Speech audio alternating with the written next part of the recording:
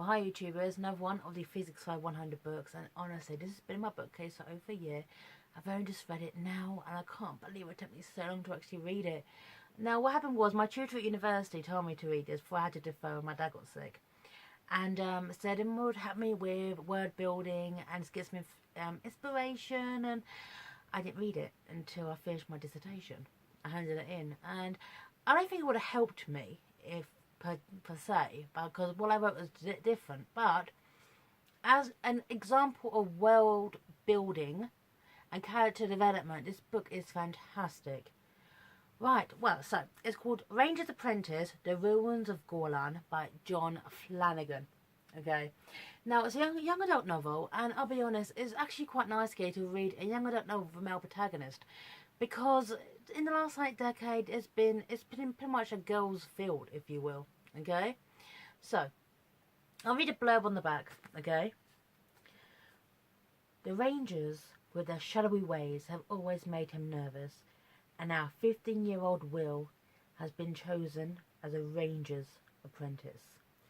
But what he doesn't realise is that the Rangers are the protectors of the kingdom, highly trained in the skills of warfare and surveillance. They fight the battles before the battles reach the people, and now there is serious trouble brewing. The exiled Morgoth, Lord of the Mountains of Rain and Night, is gathering his forces for an attack on the kingdom. This time he will not be denied. Ooh. I know, right? So, example of world building, this book has it down perfectly. Now, I'm going to read how it opens, because this is chapter 1. Try to eat something, Will. Tomorrow's a big day, after all. Jenny, blonde, pretty and cheerful, gestured towards Will's barely touched plate and smiled encouragingly at him. Will made an attempt to return the smile, but it was a dismal failure. He picked at the plate before him, piled high with his favourite foods. Tonight his stomach knotted, tight with tension and anticipation. He could hardly bring himself to swallow a bite. Tomorrow would be a big day. He knew it all too well, in fact. Tomorrow would be the biggest day in his life, because tomorrow was a choosing day, and it would determine how he spent the rest of his life. So in his kingdom, okay, right, in this kingdom, at the age of 15 years old, children basically are going to a career. They meet with people. It's kind of like a selection committee, okay? They go there and discuss what they want to be, what they should be. There's scribes, there are chefs, there are knights, and there's the rangers. Now, Will wants to be a knight. He wants to be a knight like his friend Horace, who's got it all in spades. You know, he's got... Will is just on the skinny side. He's kind of scrawny, but he's agile, he's crafty. And so he wants to be a knight, like his friend Horace. Okay, he's the typical muscle, you know, just pure warrior. But he gets chosen to be a ranger instead. Now the Rangers, everyone here is thinking Lord of the Rings, because it's impossible, you can't help that. Rangers of the North. I must admit, one thing I liked about this book is that John Flanagan has taken these tropes, these very, very familiar tropes in fantasy, rangers, magic, knights, battles, and he's really reinvented them and kind of twisted them to turn it into like a very kind of contemporary story. And one thing I really liked is that virtually everyone in this has normal names. You know, Nana Aragorn, son of Arathorn, Galadriel, that kind of stuff. Okay, these are normal. But his name's Will. His friend's called Horace. The ranger he's apprenticed to is called Halt. There's a character called Jenny. These are just normal characters with normal names, and it felt very real. This isn't a book about big, huge battles, because this is building to these big, huge battles. This is the first in the series.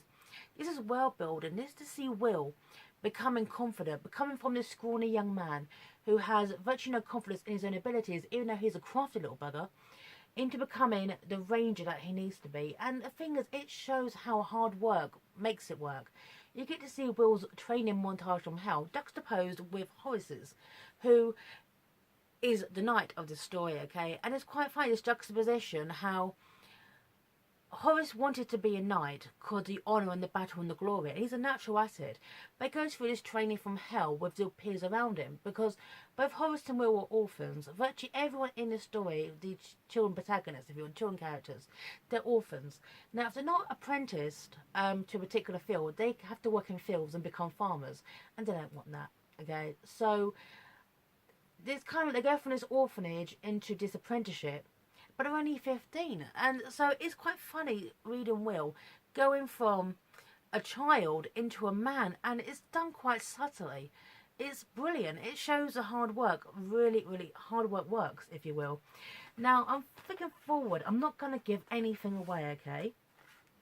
But this builds attention so well in this book regarding Morgoth, okay? Essentially who is...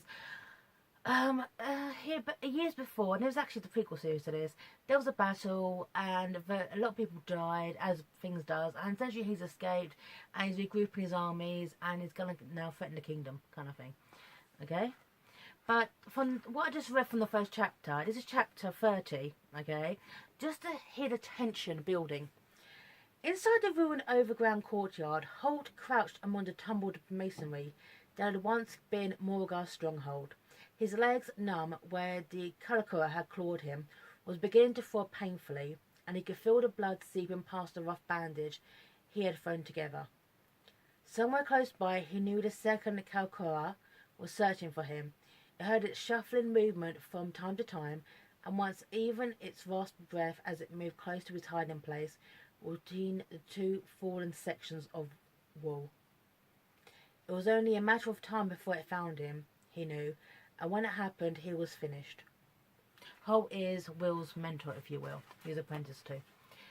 Yeah, it shows these characters aren't superhuman. They are just basic humans in this kind of fantasy setting. Just kind of trying to survive, if you will. And the thing is, there is an element of magic within the text, but it never takes over. Magic is not kind of like a get-out-of-jail-free card. It's there. There is a suggestion of magic. That's inevitable in this kind of fiction. But it's kind of subtle with it. Okay? So, as I'm reading this, magic is in there. But it's not mentioned, but you've got the feeling of magic, if you will. You can't help that. When it comes to fantasy settings, okay, you can't help but get a sensation of magic, even if magic isn't present in the text, if you understand. So, short review, recommending this book. It is brilliant, okay? It is The Ranger's Apprentice, The Ruins of Gorlan by John Flanagan. And also, I did some research on John Flanagan. He wrote this book for his son, to encourage his son to read. He got this book published. This is the first. This came out in 2006. He got this book published when he first published when he was 60. So for those of us who are aspiring authors, hey, it's never too late. First book published at 60. There's hope for the rest of us. So, you're going to love this book. It's brilliant. So, anyway, I'll sign off here. Physics 5100, and take care, YouTubers. Bye now.